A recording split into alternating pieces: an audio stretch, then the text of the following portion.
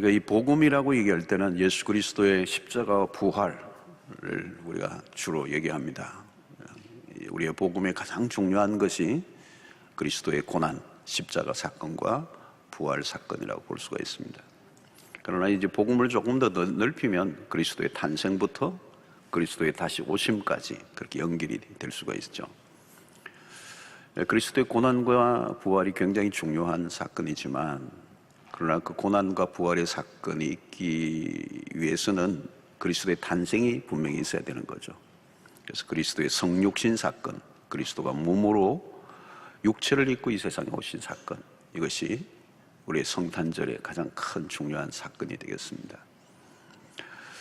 자, 이 동정녀 마리아의 몸을 빌어 하나님이신 그 인류의 구원자가, 하나님이 인간이 되셔서 여인의 배를 빌어 성령으로 잉태되어서 이 땅에 태어나셨다라고 하는 이 동정녀 마리아의 탄생, 아들의 탄생은 2000년의 기독교 역사 속에 굉장히 많이 공격을 받아온 부분입니다. 흑우다, 흑우. 어떻게 처녀가 아이를 낳는가? 그게 가능한 얘기인가? 이 얘기에 공격을 많이 받아왔죠. 그래서 모든 사람, 이 무신론자들이나 또 안티를 하는 사람들은 기독교는 미신이다, 사기다, 거짓이다, 또 신화다, 그렇게 표말을 합니다. 그러나 2000년의 역사를 보면 그런 수없는 공격과 음해가 있어도 교회는 이렇게 역사 속에 끊임없이 일어나고 또 자라왔습니다. 2000년 전에 오늘 우리는 성탄에 대한 기쁜 소식을 전하네요. 복음이라고 얘기할 때 기쁜 소식이다, 반가운 소식이다 그랬습니다. 그런데 이 수태의 소식을 들은 천사로부터 처음 들었던 마리아의 입장은 어떨까요? 마리아에게는 청청병력과 같은 소리입니다. 이제 정혼한 요셉이라는 남성과 정혼한 상태, 아직 결혼을 하지 않은 상태입니다. 그런 상태에 있는데 갑자기 난데없이 임신이 되었다고 생각해 보십시오. 누가 믿어주겠습니까? 그런 일이 이전에도 한번 있었다면 뭐 그런 얘기가 있었다면 가능한데, 그게 불가능한, 과학적으로도 입증할 수 없는 이 사건, 이 마리아의 어린 소녀의 입장에서는 이건 그냥 충격 그 자체입니다. 굿뉴스가 아니죠. 요셉도 마찬가지였을 것입니다. 굿뉴스가 아니에요. 그야말로 삶을 송두리째 앗아갈 수 있는 아주 메가톤급 뉴스를 들은 것입니다. 자, 오늘 우리는 오늘 읽은 본문을 통해서 예수님의 그 탄생에 대한 소식을 들었던 마리아가 어떤 반응을 했는가를 오늘 본문을 통해서 우리가 살펴보려고 합니다. 첫 번째는 30절부터 31절을 보면 천사가 이르되 마리아여 무수어 말라. 얼마나 마리아가 무수어 두려워 떨었겠습니까? 무수어하지 말라. 내가 하나님께 은혜를 입었느니라. 보라, 내가 잉태의 아들을 낳으리니 그 이름을 예수라 하라. 마리아가 처음 하늘의 비밀을 천사로부터 전달받았을 때 마리아의 반응은 두려움, 당혹 그 자체였을 것입니다. 아직 처녀의 몸인데 어떻게 임신을 하여 아이를 낳을 것인가? 이 가히 충격적인 것입니다. 그것도 그냥 아기가 아니고 구원자, 인류의 구원자로서의 예수, 하나님의 아들을 임신할 거라는 것입니다.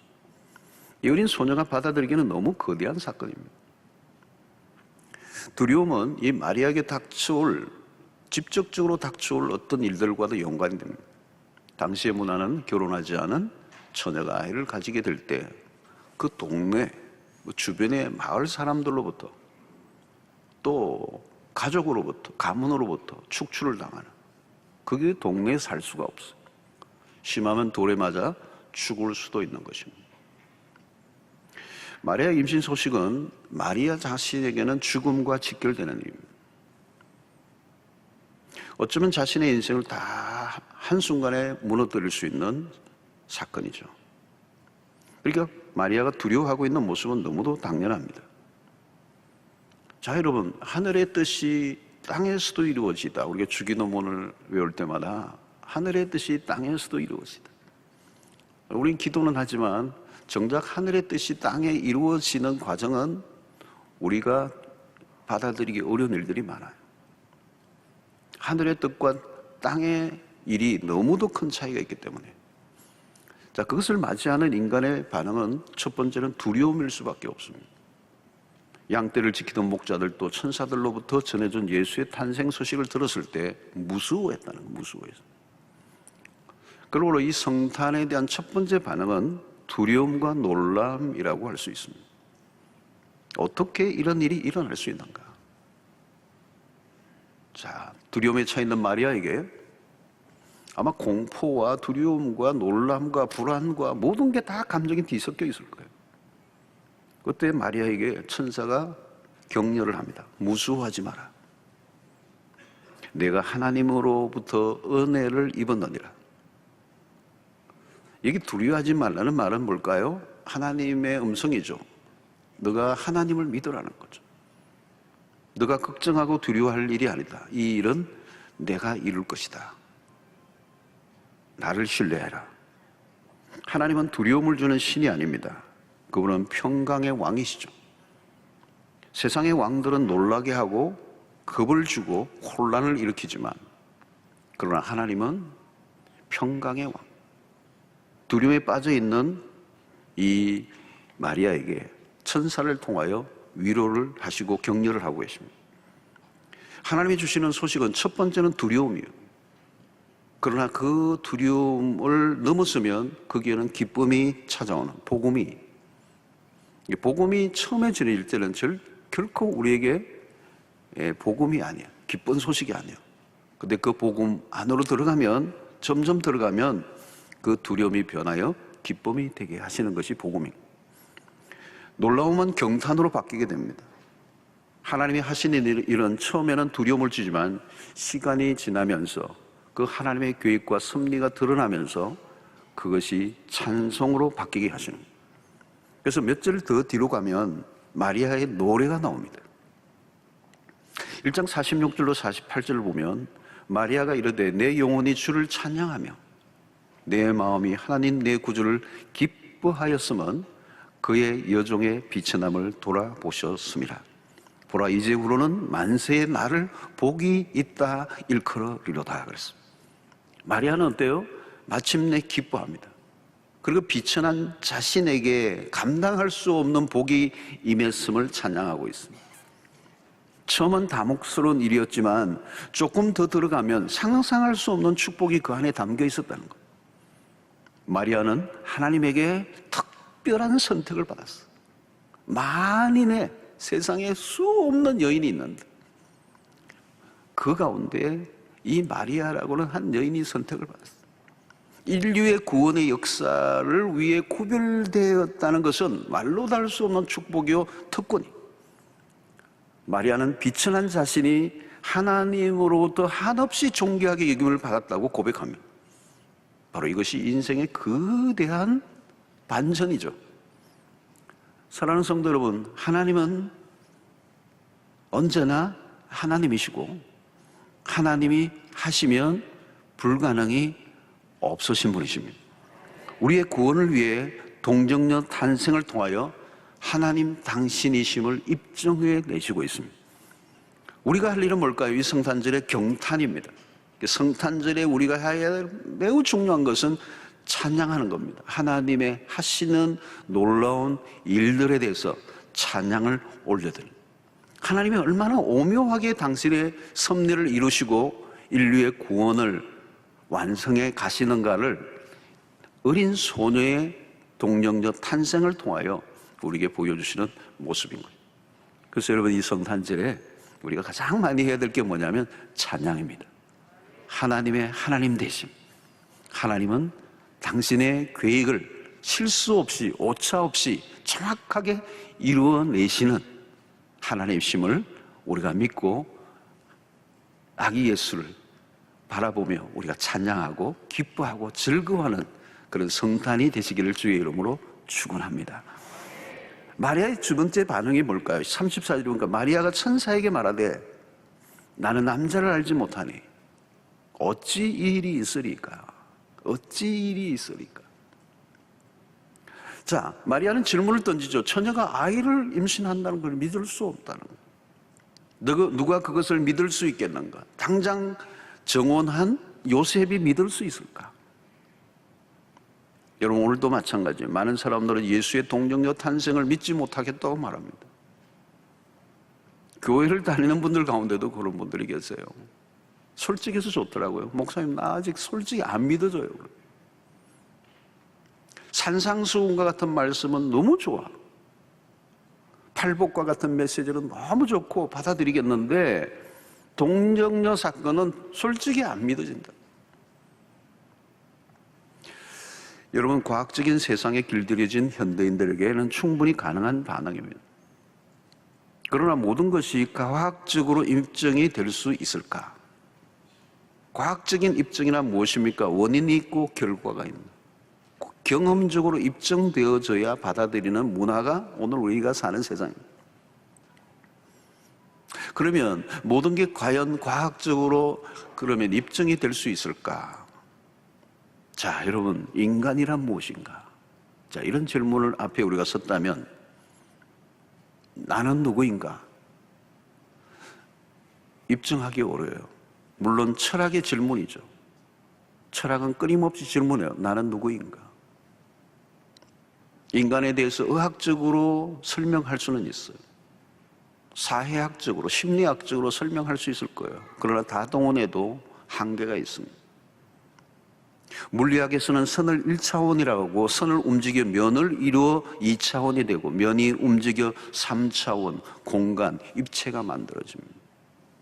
우리의 눈에 보이는 모든 사건과 사물과 공간과 심지어 시간까지도 우리는 이 3차원의 세계에서 일어나는 일들입니다. 우리의 눈에 보이는 것이 전부일까요? 그때 3차원과 4차원은 전혀 다른 세계입니다.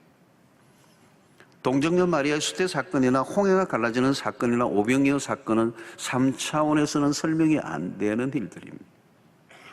눈으로 보이지 않는다고 존재하지 않는 것은 아닙니다. 엄밀히 말하면 보이지 않는 것이 아니라 감춰져 있기 때문에 보지 못하는 것입니다. 히브리서 11장 3절에 이런 말씀을 합니다. 믿음으로 모든 세계가 하나님의 말씀으로 지어진 줄을 우리가 아나니 보이는 것은 나타난 것으로 말미암아 된 것이 아니니라 그랬어요. 구분을 해야 됩니다. 여러분, 우리가 배워서 아는 게 있고요, 믿음으로 알 수 있는 게 있습니다. 믿음은 이성의 이해를 넘어서는 것을 받아들이는 것입니다. 요즘 우리는 과학이 신이 된 세상을 삽니다. 오늘날과 같은 무신론적 문화 속에서 동정녀 탄생과 같은 얘기는 조롱감이죠, 아이들에게도. 그래서 기독교야말로 미신으로 가득한 종교로 치부합니다.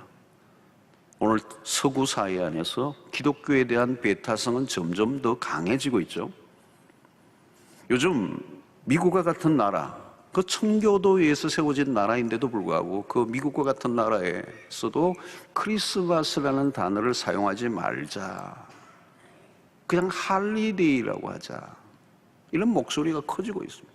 실제적으로 할리데이에 그런 문구들을 하고 크리스마스의 글자를 없애버리는 기업들도 있어요. 그냥 공휴일로 하자는, 그냥 공휴일을 하는. 특정 종교의 행사를 너무 강조하면 다른 종교를 가진 사람들에게 거부감을 줄 수 있다고 말합니다. 예수님 탄생을 축하하는 크리스마스라고 하는 그 예수님의 성탄절은 예수의 탄생이라는 것 때문에 성탄절인데 그 성탄이라는 말을 하지 말자는 것에 이 정도로 이 세상이 나가 있는 거예요. 정상적으로 보이지 않는 거예요. 여러분, 믿지 않으려고 하는 사람들에게 할 수 있는 일은 아무것도 없습니다. 인간이란 무엇인가에 대한 질문에 대한 답도 쉽지 않아요. 그렇다면 하나님은? 그분은 과학적으로 검증될 수 있는 분이 아니에요. 하나님은 다른 차원이시죠. 하나님이 하시는 일도 다른 차원. 이 초자연적이라는 말은 자연적인 법칙 안에 있지 않다는 뜻입니다. 사람들은 자신의 지식과 경험의 세계 안에서 질문합니다. 처녀가 아이를 어떻게? 그렇습니다. 이해가 안 되죠. 이해가 안 되니 설명할 수도 없어요. 과학적으로도 말도 안 돼요.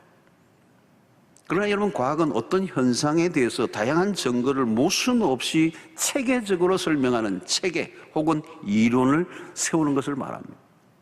그러나 과학은 과학이지 절대적인 진리가 될 수는 없습니다. 여러분, 과학이 뭐예요? 늘 가변적입니다. 과학은 끊임없이 변해요. 과학책도 계속 변해요. 변하는 것은 진리가 될 수가 없어요. 하나님은 그러나 변함이 없으신 분입니다. 하나님은 물질계에 속한 분이 아니에요. 당연히 과학의 대상이 될 수도 없습니다. 하나님이 하시는 일은 초과학적이죠. 눈으로 보이지 않는 세계를 과학의 힘으로 규정하는 데 한계가 있다는 것입니다. 하나님은 인간의 이성 안에 가두어 둘 수 없는 분이십니다. 기독교를 박멸하겠다고 사명감을 가진 이 무신론자인 도킨스라고 하는 이 유명한 사람은 그리스도인들에게 이렇게 질문을 합니다. 신이 인간을 만들었다면 신은 누가 만들었냐? 이렇게 질문을 해요. 그러나 뭘 몰라서 하는 질문입니다. 성경은 우리에게 분명히 말씀합니다. 하나님은 스스로 존재하시는 분이시다. 하나님은 영원히 홀로 자존하시는 분이다. 그리스도인들이 무신론자에 대해 다시 이렇게 질문을 던질 수 있습니다. 물질을 인간이 만들어냈다면 그렇다면 그 물질은 누가 만들었느냐? 하나님은 인간의 지성 안에 담을 수 있는 분이 아니에요. 창세기 1장 1절에 태초에 하나님이 천지를 창조하시니, 이 말씀을 어떻게 받아들여지는가요? 단지 이것은 믿음으로 받아들여야 합니다. 성경을 이해하라가 아니라 믿으라고 말씀합니다. 그런 면에서 설교의 기능도 마찬가지예요. 설교의 기능은 단지 해석이나 설명이 아니고 설교의 기능은 선포의 기능이 많아요. 요즘 이제 오늘날 이 무신론 세계가 많고 과학적인 세계이기 때문에 이 변정론적 설교, 아주 설득이 상당히 많이 가미된 설교들이 요즘 많이 대세를 이루지만, 사실은 설교의 본래 기능은 성경을 있는 그대로 선포하고 그것을 받는 청중이 믿을 건가 말 건가, 받을 건가 말 건가는 청중의 선택에 달려있는 것.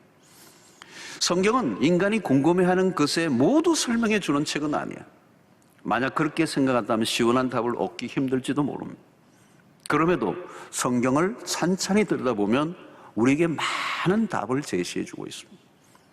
어떻게 처녀가 아기를 낳으라고 질문만 하지 말고 하나님이 왜 그런 일을 하려고 하셨는지를 물어보십시오. 하나님이 누구이십니까? 하나님이 왜 그토록 복잡한 과정을 통해서 하시려고 하는 게 무엇인지 믿음의 문을 열면 영적인 새로운 세계가 열려요.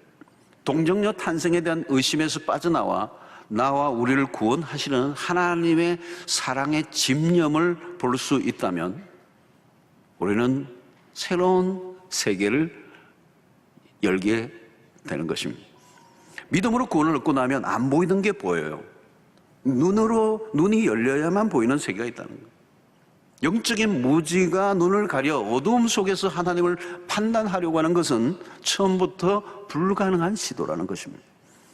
그러나 인간의 자만을 내려놓고 믿음으로 반응하면 달라집니다. 하나님에게는 불가능이 없습니다. 하나님은 인간과 달라요. 하나님과 인간과의 간극은 개미와 인간의 차이를 훨씬 넘었습니다. 개미와 인간은 피조물이에요. 그러나 하나님과 인간은 창조주와 피조물의 차이. 이것은 메꿀 수 없는 간격이 있어요. 우리에게 요구하는 것은 오직 하나예요. 믿음.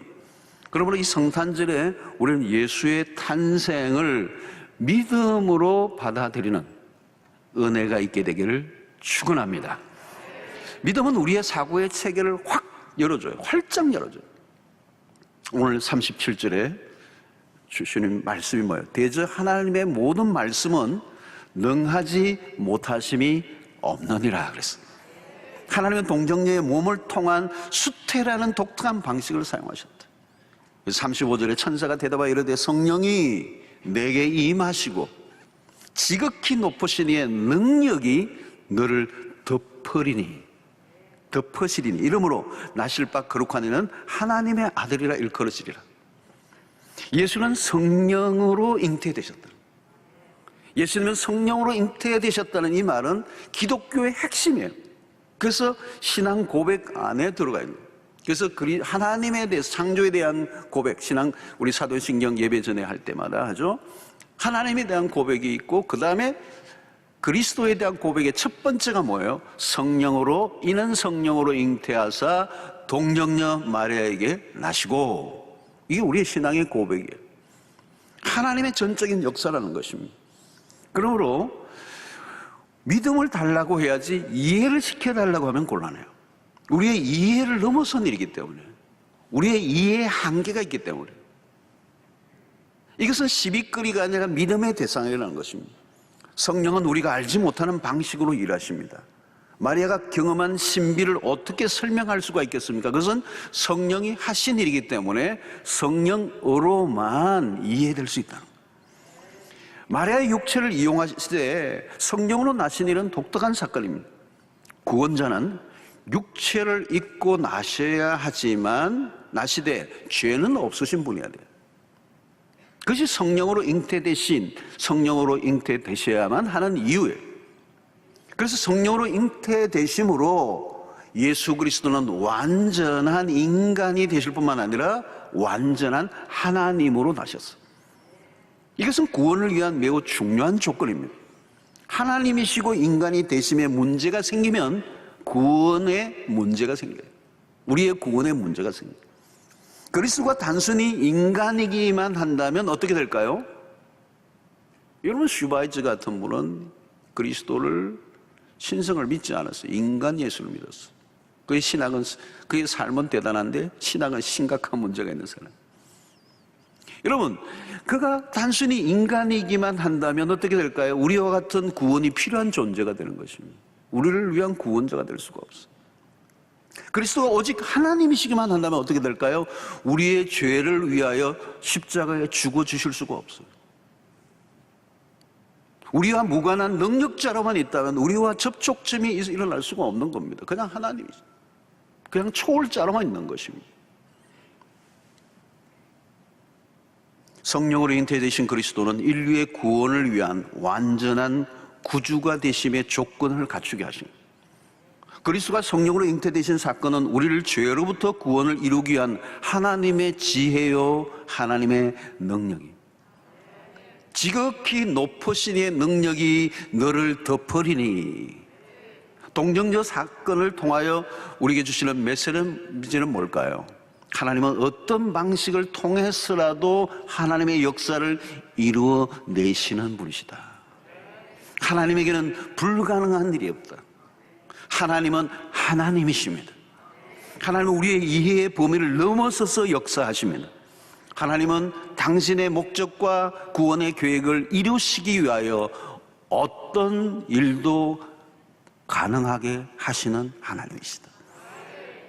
여러분, 우리는 어떤 사람은 원인이 있어야 결과가 있지, 결혼을 해야 아이를 낳지. 여러분, 이 동정녀 탄생의 원인은 뭘까요? 그 동정녀 탄생의 근거가 뭘까요? 그것은 바로 하나님이시라는 거예요. 성령이시라는 겁니다. 하나님이 시작하시는 일에는 다른 조건이 있을 수 없습니다. 하나님보다 더 확실한 근거가 어디 있겠어요? 하나님은 무에서 유를 만들어 내시는 하나님. 우리가 믿는 것은 하나님이신 것입니다. 하나님을 만나고 나면 그 다음에 머리가 복잡해지지가 않아요. 하나님을 믿으면 천지창조를 그대로 받아들이게 되고, 동정녀 마리아를 통한 아기 예수의 탄생을 믿어질 수밖에 없는 것입니다. 우리가 할 일은 하나님이 누구이신가를 바로 아는 것입니다. 그 다음에는 모든 걸 하나님에게 맡기는 것입니다. 성탄절에 우리의 믿음을 다시 확인해야 합니다. 우리가 보기에는 불가능해 보인다 할지라도 하나님에게는 모든 것이 가능하구나. 이 성탄절에 믿음이 열리는 역사가 일어나게 되기를 축원합니다. 성령으로 잉태되신 이 사건, 하나님이 인간이 되신, 처녀의 몸에 아기를 탄생하게 만드신 이 사건을 믿음으로 받아들일 때 대부분의 모든 성경 속에 가졌던 의문들이 다 통과되는, 의심이 사라지는 역사가 있게 될 줄로 믿습니다. 믿음으로 새로운 세상을 살아가는 은혜가 있기를 바랍니다. 좁디 좁은 자신의 경험과 이해의 세계를 넘어서는 그때 우리의 삶이 풍성해지는 거예요. 사랑하는 성도 여러분, 성령은 오늘 또 일하십니다. 사막의 권세로 가득한 세상에서 부활의 생명을 끊임없이 공급해 주시는 분은 성령이십니다. 그 성령은 죽은 자 가운데 다시 살리시는 이의 영이라고 말씀합니다. 성령은 지금도 교회를 새롭게 탄생시키고, 성경은 끊임없이 오늘 또 믿음의 백성들을 낳고 또 생명을 주시고 또 주시는 하나님이시죠.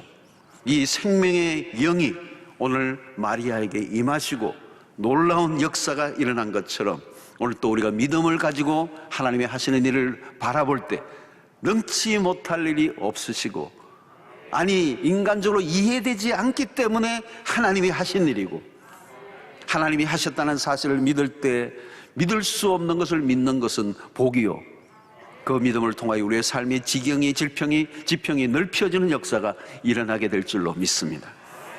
마리아의 마지막 반응이 뭘까요? 38절입니다. 마리아가 이르되 주의 여종이오니 말씀대로 내게 이루어지이다 하매 천사가 떠나갑니다.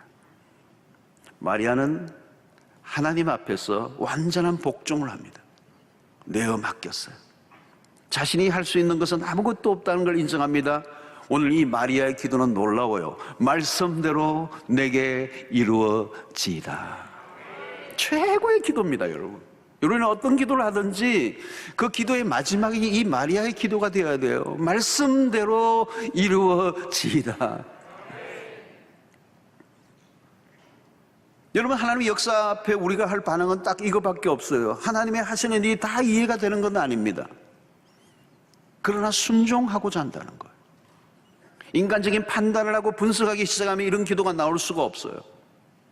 나는 이해가 다 되지 않습니다. 어린 소녀의 입장에서 어찌 이 하나님의 아들을 임신한다는 게 받아들여질 수가 있겠어요?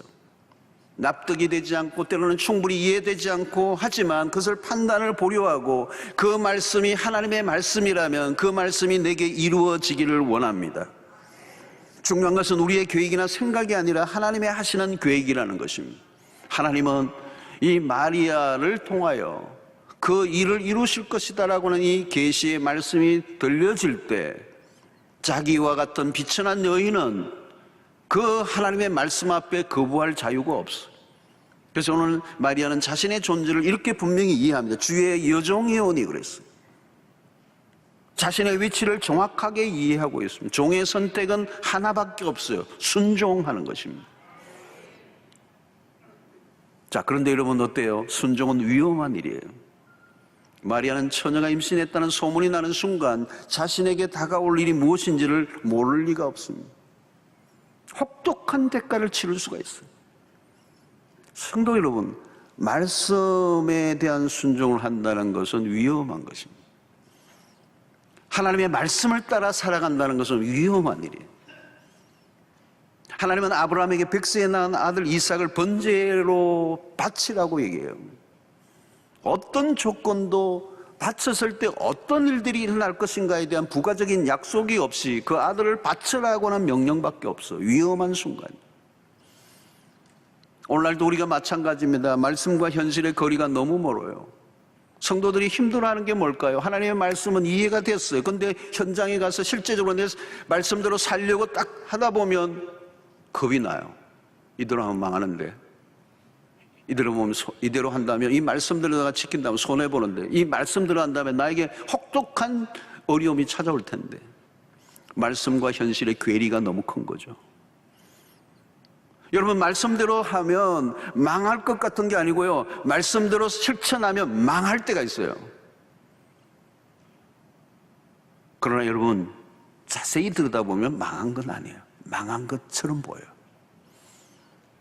고린도서 6장 9절 10절 보십시오. 무명한 자 같으나 유명한 자요, 죽은 자 같으나 보라 우리가 살아있고, 징계를 받은 자 같으나 죽임을 당하지 않고, 근심하는 자 같이 보이지만 항상 기뻐하는 자고, 가난한 자 같아 보이지만 많은 사람을 부유하게 하고, 아무것도 없는 자 같이 다 망한 것 같지만 아니라는 거예요. 모든 걸 가진 자라.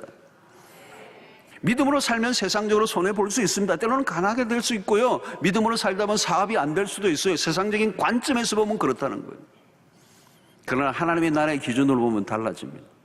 도대체 망하고 실패했다는 게 그 기준이 뭐냐는 겁니다.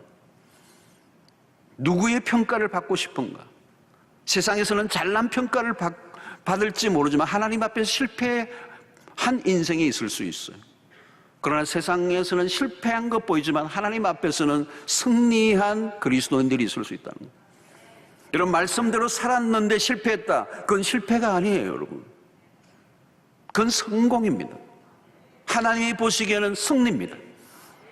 이런 말씀대로 사는 삶은 안전하지 않습니다. 안전하고 편안한 삶을 살기 원한다면 예수를 그런 사람 믿고 있다면 잘못된 거예요.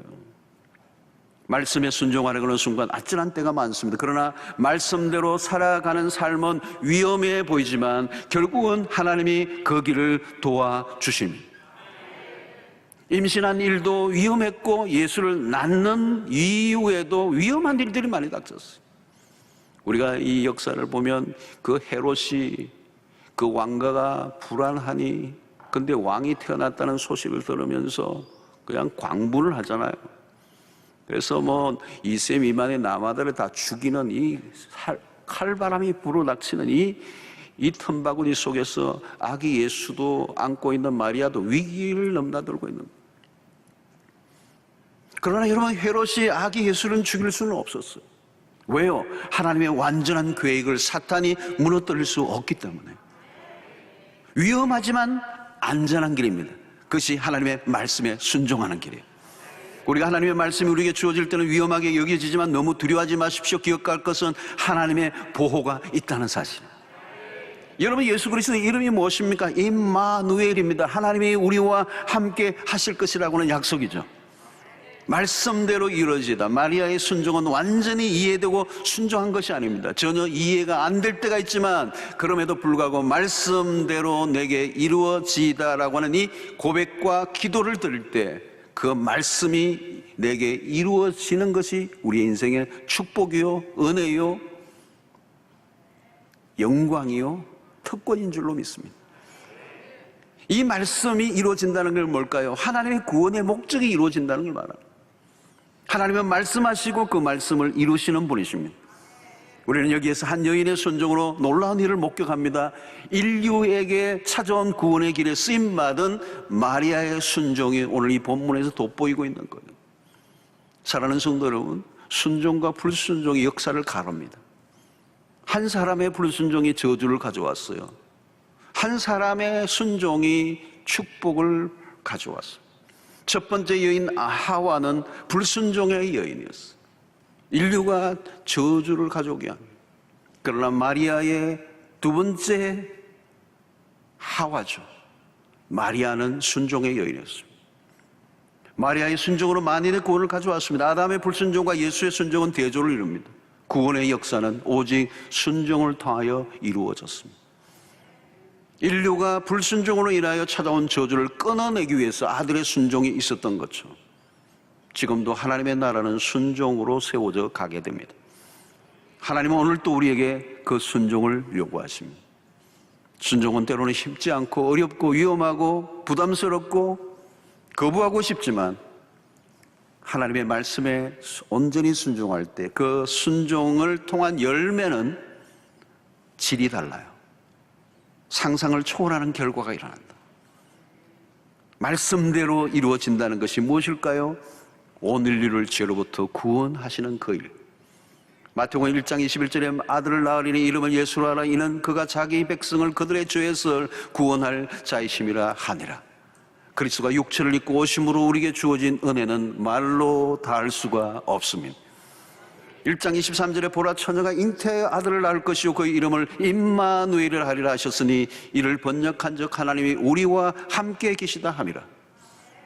구원의 성취입니다. 그 구원을 지금 우리가 누리고 있어요. 임마누엘, 지금 우리와 함께 하시는 하나님.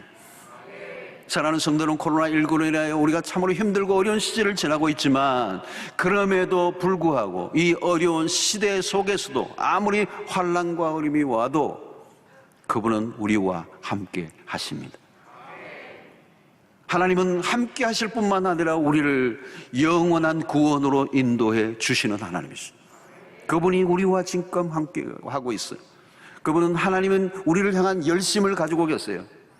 오늘 또 그 모든 구원의 역사가 한 여인의 순종을 통하여 우리에게 일어났다는 사실을 기억하며 오늘 또 우리의 삶 가운데서 작은 순종의 발걸음을 옮기는 역사가 있게 되기를 축원합니다. 여러분, 우리 가정에서도 한 사람의 온전한 순종의 말씀을 따라 순종할 때 그 가정에 구원의 역사가 일어날 거예요. 직장 속에서도 마찬가지입니다. 힘들고 어렵지만 하나님의 말씀을 따라 순종하며 나아갈 때 그 직장 속에 하나님의 나라가 이루어지는 구원의 역사가 일어나는 일들이 있게 될 줄로 믿습니다. 오늘 성탄주일에 마리아를 통하여 우리는 믿음과 순종의 모습을 보게 되는 것입니다. 감당하기에는 너무도 벅찬 이 수태의 소식을 천사로부터 들었을 때 믿음으로 반응하고 순종의 길로 나아갔던 이 마리아의 모습이 오늘 또 우리의 삶 속에 재현될 수 있게 되기를 축원합니다. 매일의 삶 속에 믿음의 선택을 요구받을 때 우리가 눈에 보이는 것을 따라 행동하지 않고 때로는 오해와 질시와 왕따와 때로는 어려운 어떤 일들을 당할지라도 우리는 말씀대로 정면 승부를 걸고 우리가 앞으로 나아갈 때 하나님께서 세상 속에 때로는 실패한 자 같이 보일지 모르지만 반드시 하나님의 말씀이 우리의 삶을 통하여 이루어지는 역사를 허락해 주실 줄로 믿습니다.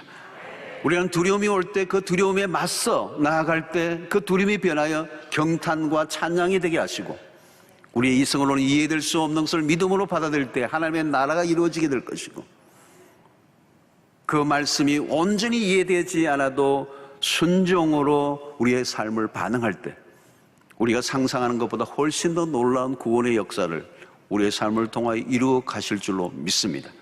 그 순종, 그 믿음, 그 예배의 삶이 이 성탄에 여러분들의 삶 가운데 충만하게 되기를 주의 이름으로 축원합니다.